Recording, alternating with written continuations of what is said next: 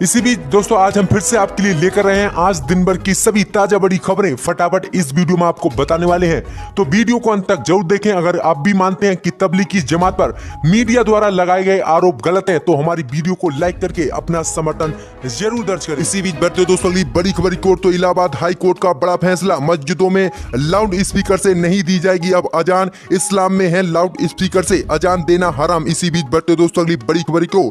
तो उत्तर प्रदेश के मुख्यमंत्री सीएम योगी आदित्यनाथ ने की लिस्ट, कहा लॉकडाउन 4 में कहां कौन कौन से जिले में दी जाएगी छूट। इसी बीच बढ़ते दोस्तों अगली बड़ी खबर की ओर। तो प्रवासी मजदूरों पर चिंता जताते हुए ट्रोल हुए जावेद अख्तर, लोगों ने कहा कि नास्तिक नहीं निरक्षक हो। जी हां दोस्तों अगली बड़ी खबर की ओर बात करते हैं कि तबलीगी जमात के सदस्यों को क्वारंटीन सेंटर से छोड़ने की मांग करने वाली याचिका आज दिल्ली हाई कोर्ट से ले ली गई है वापिस। इसी बीच बढ़ते दोस्तों अगली बड़ी खबर की ओर। तो बीजेपी सांसद ने पीएम केयर फंड से इस काम के लिए मांगे 1000 करोड़। अमित शाह को लिखी चिट्ठी, कहा करें मेरी मदद। इसी बीच बढ़ते दोस्तों अगली बड़ी खबर की ओर। तो मोदी सरकार पर फिर बिखरे अखिलेश यादव, बोले सरकार अमीरों के साथ है और मजदूर किसान गरीब के खिलाफ। इसी बीच बढ़ते दोस्तों अगली बड़ी खबर की ओर।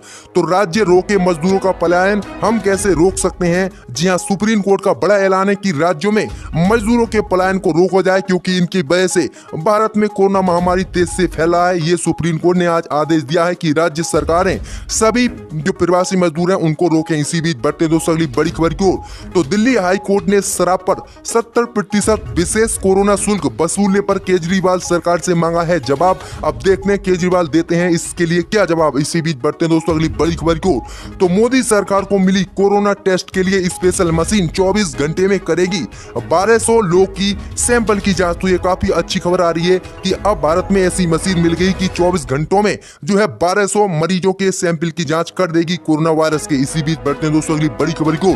तो बंगाल के राज्यपाल से खफा टीएमसी, कहा भाजपा के टिकट पर चुनाव लड़ लीजिएगा। जी हां दोस्तों, आप जानते हैं कि भाजपा के टीएमसी और बंगाल के जो राज्यपाल हैं उनके बीच काफी टकराव चल रही है। ममता बनर्जी लगातार राज्यपाल पर और राज्यपाल ममता बनर्जी पर आरोप लगा रहे हैं। इसी बीच आज जो है बंगाल के राज्यपाल से खफा टीएमसी ने यह काफी कह दिया कि भाजपा के टिकट पर राज्यपाल चुनाव लड़ने ये अच्छा होगा। इसी बीच बढ़ते दोस्तों अगली बड़ी खबर को। तो कोरोना महामारी के बीच बिहार में गरमाई सियासत, राबड़ी देवी पूर्व मुख्यमंत्री और तेजस्वी यादव ने ट्वीट कर बोला नीतीश सरकार पर हमला वहीं जेडीयू पर किया है उन्होंने भी पलटवार। इसी बीच बढ़ते दोस्तों अगली बड़ी खबर की ओर। तो हैदराबाद में राजा सिंह मस्जिदों में तो अकबरुद्दीन हिंदू बस्ती में बांट रहे हैं राहत सामग्री। लॉकडाउन में दोनों ही नेता कर रहे हैं हिंदू मुसलमानों की मदद। इसी बीच बढ़ते दोस्तों अगली बड़ी खबर की ओर। तो अपनी गर्मी की छुट्टी पर कैंची चलाएगी सुप्रीम कोर्ट, नया रोस्टर जारी। जी दोस्तों, आपको बता दें कि जो है सुप्रीम कोर्ट के जो वकील हैं वो 3 हफ्ते की छुट्टी के लिए जाते थे, लेकिन कोरोना महामारी के चलते सुप्रीम कोर्ट ने अब सिर्फ 2 हफ्ते की छुट्टी कर दी है कि सुप्रीम कोर्ट के जितने भी वकील हैं वो सिर्फ 2 हफ्ते के लिए ही छुट्टी पर जाएंगे, अन्यथा वो छुट्टी पर नहीं जाएंगे। इसी बीच बढ़ते दोस्तों अगली बड़ी खबर की ओर। तो सेना ने तैयार की जम्मू कश्मीर में टॉप 10 वांटेड आतंकियों की लिस्ट। हिजबुल का नया चीफ गाजी टॉप पर। ये काफी बड़ा ऐलान जो है भारतीय सेना की तरफ से किया गया है। इसी बीच बढ़ते हैं अगली बड़ी खबर की ओर। तो श्रमिकों के मुद्दे पर बीजेपी का टीएमसी और कांग्रेस पर हमला, बोली राज्य नहीं दे रहे ट्रेन चलाने की इजाजत। ये काफी बड़ा हमला बोला है बीजेपी ने कांग्रेस और टीएमसी पर जो है पश्चिम बंगाल में। इसी बीच बढ़ते दोस्तों अगली बड़ी खबर की ओर। तो औरंगाबाद हादसा, सुप्रीम कोर्ट में सुनवाई से इनकार, कहा कोई ट्रैक पर सो जाए तो क्या कर सकते हैं। जी दोस्तों, आपको बता दें कि औरंगाबाद में प्रवासी मजदूर ट्रैक पर जो रेलवे ट्रैक पर सो गए थे, जिसके बाद मालगाड़ी उनके ऊपर उतर गई थी और उनकी मौत हो गई थी। इसी पर जो है सुप्रीम कोर्ट में एक याचिका डाली गई थी कि इस पर सुनवाई हो, लेकिन सुप्रीम कोर्ट ने आज इस पर सुनवाई करने से इनकार कर दिया और कह दिया कि कोई ट्रैक पर सो जाए तो हम इसमें क्या कर सकते हैं। इसी बीच बढ़ते हैं दोस्तों अगली बड़ी खबर को। तो रविशंकर ने बताया कोरोना से लड़ने का तरीका, कहा 2 गज दूरी सबके लिए है देश में जरूरी, जिससे कोरोना वायरस भारत में हो सकता है खत्म। इसी बीच बढ़ते दोस्तों अगली बड़ी खबर को।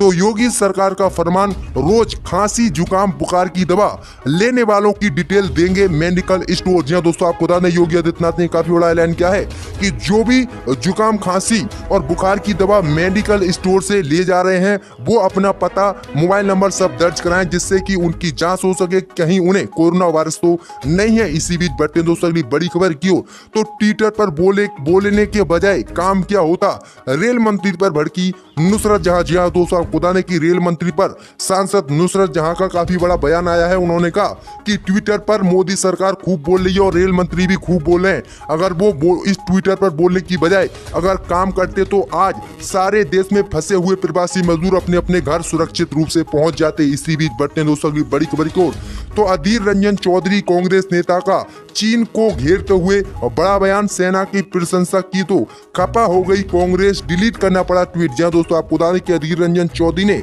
चीन को घेरा था और सेना की प्रशंसा की थी, तो कांग्रेस जो है इससे खपा हो गई थी और उन्होंने अपने ट्विटर अकाउंट से ये ट्वीट डिलीट कर दिया। तो ये काफी बड़ी अपडेट। इसी बीच बढ़ते दोस्तों अगली बड़ी खबर को, तो सीएम भूपेश बघेल का रेल मंत्री और संबित पात्रा को जवाब, मांगी थी 30 ट्रेनें और मिली कुल 14 ट्रेनें। जी दोस्तों अगली बड़ी खबर की ओर बात करते हैं कि नीट एग्जाम को लेकर सरकार ने किया बड़ा ऐलान।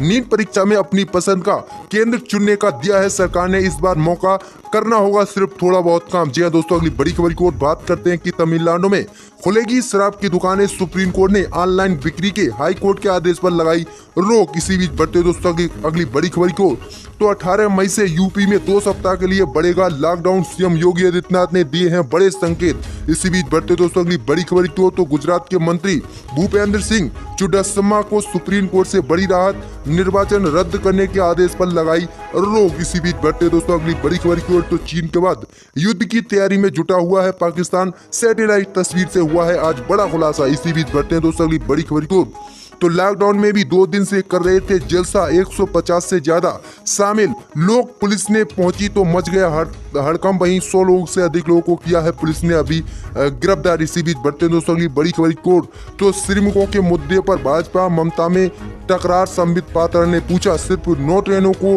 अनुमति क्यों दी, वहीं 30 ट्रेनों को अनुमति क्यों नहीं दी ममता सरकार ने। इसी बीच बढ़ते हैं अगली बड़ी खबर की ओर, तो दिल्ली से यूपी के लिए रोज चलेंगी 4 ट्रेनें, प्रवासी श्रमिकों का किराया भी देगी योगी सरकार। जी दोस्तों आपको बता दें कि योगी सरकार ने ये काफी बड़ा ऐलान किया है कि जो भी उत्तर प्रदेश के लिए ट्रेनें स्पेशल चलाई गई हैं दिल्ली से और जिनसे प्रवासी मजदूर जो है उत्तर प्रदेश में आ रहे हैं, उन सभी प्रवासी मजदूरों का जो है टिकट का किराया अब योगी सरकार उठाएगी। इससे पहले जो है कांग्रेस सरकार ने ऐलान किया था कि जो भी प्रवासी मजदूर बाहर फंसे हुए हैं और जो ट्रेनों से आ रहे हैं उन सब का किराया कांग्रेस देगी, लेकिन अब उत्तर प्रदेश की योगी सरकार ने दिल्ली से चलाई जाने वाली उत्तर प्रदेश के लिए गाजियाबाद, नोएडा, सहारनपुर से सभी ट्रेनों के किराए अब उत्तर प्रदेश की योगी सरकार देगी। योगी सरकार ने काफी बड़ा ऐलान किया है मजदूरों के हक में।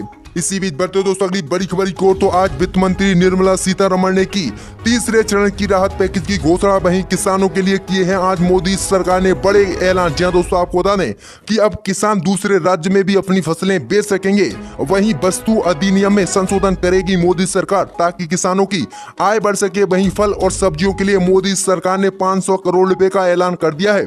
वहीं मधुमक्खी पालन को बढ़ावा देने के लिए मोदी सरकार ने आज 500 करोड़ रुपए का प्रावधान जारी किया है, जिससे कि 2 लाख मधुमक्खी पालकों को लाभ मिलेगा। वहीं 10 लाख हेक्टेयर में हर्बल खेती की जाएगी, इससे 5 करोड़ की आय किसानों को होगी। वहीं पशुपालन में आधारभूत ढांचा सुधारने के लिए मोदी सरकार ने 15,000 करोड़ रुपए का ऐलान किया है, ये सभी को पशुपालकों को दिया जाएगा। वहीं गाय, बकरी, भैंस का 100% टीकाकरण करवाएगी फ्री में मोदी सरकार, 53 लाख पशुओं को मिलेगा लाभ, ये भी ऐलान आज मोदी सरकार ने किया है।